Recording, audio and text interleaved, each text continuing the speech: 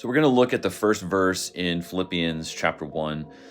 It starts with Paul and Timothy, bond servants of Christ Jesus. It's interesting here that the word that Paul uses for himself and for Timothy is bond servants, or the Greek word doulos, which means a slave or a servant. And when he opens up this letter, he opens up in a really humble way. And we'll see later on this letter, a lot of this letter has to do with humility, specifically the humility of Christ.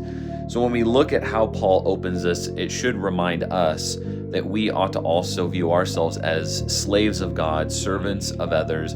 Even if we're in a position of authority, we should always view ourselves as being in a position of a slave of God, a servant of others, just as Paul and Timothy did.